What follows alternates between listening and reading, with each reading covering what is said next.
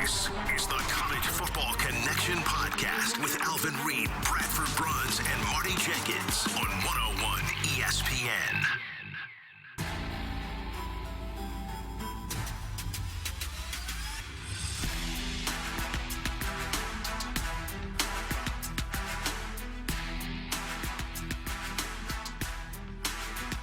Let the madness of pro days begin? Hey, to that notion, I say, why not? Bradford Bruns back with you exclusively and proudly on the 101 ESPN YouTube channel, as well as 101ESPN.com, coming at you from our studio space in Creve Coeur, Missouri, for the latest installment of the College Football Connection on a Thursday morning in the Lou. So, yeah, that means we are very, very cognizant of what lies ahead, what's on the precipice. That would be the big dance, March Madness, Mizzou men's basketball in action later this evening, 6:35 p.m. to be precise.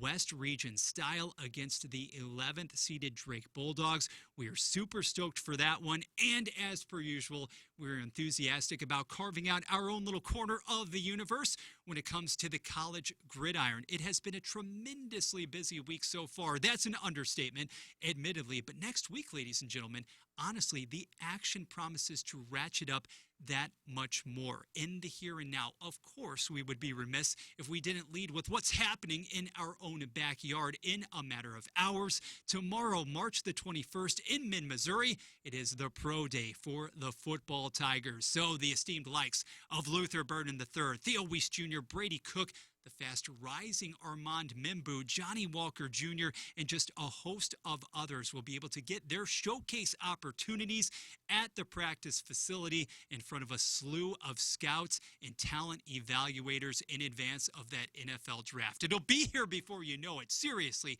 April the 24th through the 26th. Now, unfortunately, even though we're basically 24 hours out from the event, we don't know precisely when it will be commencing.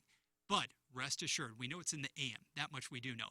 But rest assured, next week, we're going to have a full comprehensive recap of how everybody wound up faring as we edge closer to that huge spectacle at Lambeau Field. Today, though, really thought it would be prudent to examine another critical event transpiring at the Star in, well, the Lone Star State. Because for the second successive year, the Big 12 is conducting its own cumulative collective pro day per se. And really, for all intents and purposes, this is a 3 or 4 day summit at which any number of individuals associated or affiliated with NFL clubs, they can come to one convenient location, one destination, and in one fell swoop, record all of the latest up-to-date metrics and measurements for those who are offered by the participating institutions. So you want to check somebody out from Arizona. Okay, done. How about Arizona State, as long as that player is not named Cam Scadaboo? We digress just a little bit. But the big one, the biggest of all, Colorado. Yes, ding, ding, ding, because that is the primary focus for us today on the College Football Connection. For the first time in seemingly forever, one Shedeur Sanders is going to be demonstrating some actual tangible on-field work. Bear in mind, last month at the NFL Scouting Combine in Indianapolis, yes, we saw the megawatt smile. Yes, he handled the assembled media members, of which, yes, you had so many, with aplomb. He has demonstrated that for a great amount of time. That is not any question whatsoever. No, rather, you didn't see anything in the 40-yard dash department. He didn't throw. He didn't partake in any of the positional drills or the bench reps for that matter. And we don't even know today the exact degree to which he is going to be participating for that matter either, but we have been promised something to actually observe, and for scouts and evaluators, that is going to be important to see just how poised he is on the field in addition to behind the microphone. Of course, Sanders and Miami's Cam Ward, they represent the two front runners at the quarterback position going into April. But as we go along here on the College Football Connection, just yesterday in Tuscaloosa, another pro day unfolded, yes, at Alabama, and that would have been an opportunity for Jalen Milroe to shine. Now, a lot of the initial reports that surfaced thereafter, they were absolutely effusive in the praise for the physical attributes, the arm action that was on display.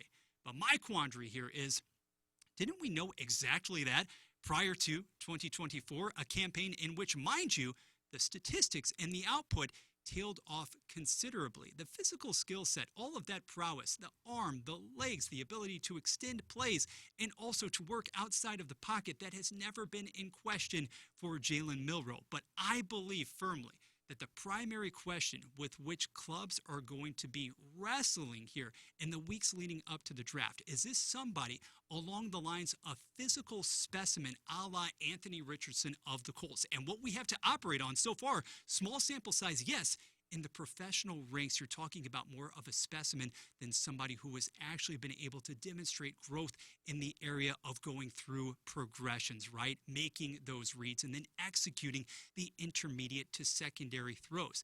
Is Milroe going to be more than competent in that regard? To be fair, the same questions, yes, they also are put in the camp of a Jackson Dart, a Kyle McCord, other guys who have been very, very good and prolific in their own respective pro days to this point. But Milroe, to me, is the most fascinating case study because even though he lags well behind Sanders and, of course, Cam Ward, there is no doubt about that. He's such an interesting case study because of the esteem in which we held him just a year or so ago on the calendar. Bradford Bruns with you here on the College Football Connection, 101 ESPN, the YouTube channel, and 101ESPN.com.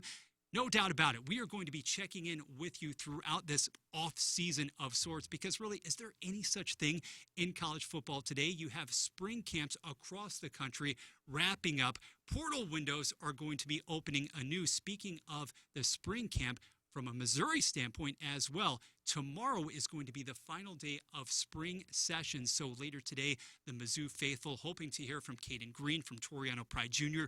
They are going to be speaking to the media, but it is the final day of spring practice, camp, and then the pro day obviously happening thereafter too. But I want to touch for just a moment before we wrap up shop here on the 101 ESPN YouTube channel about that specter of the spring game, something that is going away for so many different colleges across the land. Well, somebody who wants to step up to the plate, to nobody's surprise, would have to be the other Sanders, Deion Primetime Sanders, the head of the Buffaloes program. And again, in an era in which you have some of the blue bloods, the Titans, right? A USC, a Nebraska, even Missouri this season due to construction-related reasons, really dismissing the institution that was the spring game altogether in favor of skills competitions, exhibitions, a la the NFL's Pro Bowl.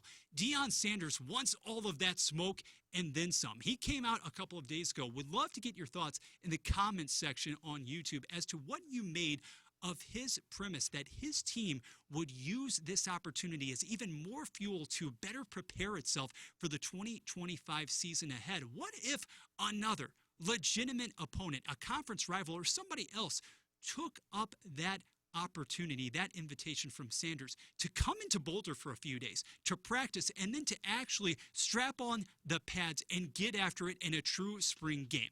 Now, we understand at this point in time, NCAA bylaws, they're going to prohibit as much, probably is not even worth entertaining over the long haul. But wouldn't that be refreshing in this day and age of ducking the competition